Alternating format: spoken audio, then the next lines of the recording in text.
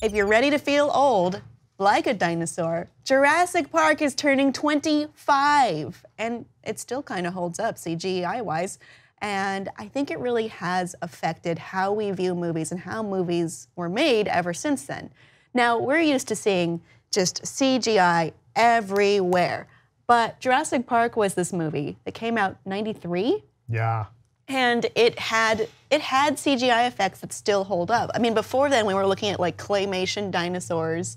We were looking at, maybe T2 had effects, but they weren't something that's kind of based in reality. And I say this kind of loosely because we don't exactly understand what dinosaurs look like. Maybe we have a better understanding now than 25 years ago. Right, there were some educated guesses. The groundbreaking thing about this movie was the level of how the CGI worked so well and still holds up very well. And you had some great guys, it's really groundbreaking work from ILM, Industrial Light and Magic, who both Spielberg and Lucas had been using for years and years. They really help build a whole new section of the industry here. And the stuff that we see in Jurassic Park is amazing, and again, still holds up. You think, yes, there's practical effects. Yes, they do have the Stan Winston effects were very solid. Stan Winston stuff is great, but they blend that with the CGI so well, and it makes for an excellent movie. It really does. I didn't see it when it came out in theaters because I think I was too little / not allowed. But what was it like? I mean, seeing this drastically different kind of thing. Part of it too is up until then you'd seen dinosaurs, you'd see a lot of like slow moving dinosaurs. The difference here is that these dinosaurs were so fast, right? Like that's right. Right. I mean, they were real. There's the scene in the Jeep, thundering herd. Right. Well, but there's that scene, but then there's the scene in the Jeep where they're driving away from the T-Rex, and I think that led a lot to the excitement of the movie. I'll never forget watching that movie because I saw a screening at Universal Studios before it had released, like a week before, and I will never forget.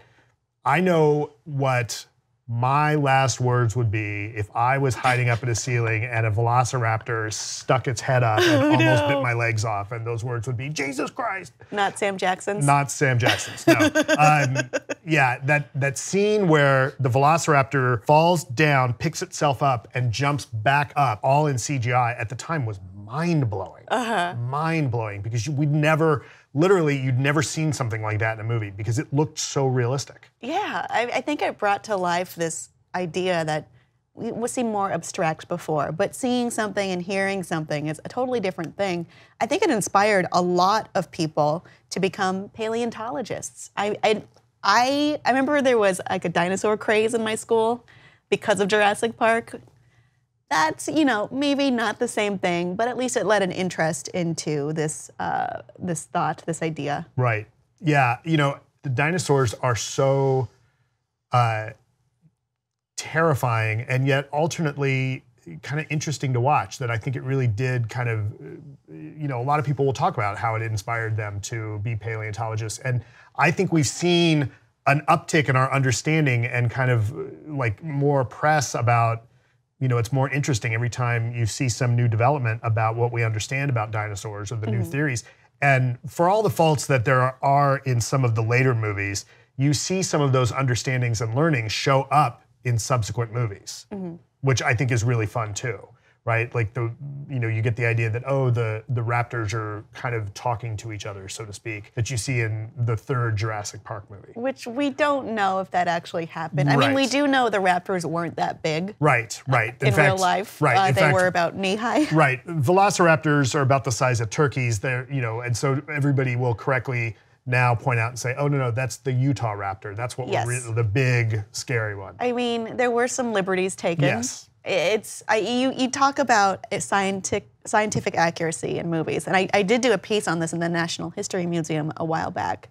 But there's always a little bit of a disconnect. I mean, some things were actually changed to be more scientifically accurate. Well, yeah, you know, in a recent interview, Phil Tippett talked about how the original idea with the T-Rex attacking the car was going to be the T-Rex picking the car up and shaking it like a dog would shake a toy. But like, right? think of the T-Rex's arms. This isn't going to work. Well, even just with its mouth, right? But then Tippett and a couple other people said, no, you know what? That's not physically possible. The physics don't support that. So what they did instead is they had the T-Rex treat the car as if it would treat its prey, or so they theorized, which is turn it over on its belly and start ripping it apart, right? To get to the delicious Get to the entrails vulnerable inside. part, to get the delicious children. And that makes for a great, terrifying scene. I mean, technically, these are Cretaceous period animals.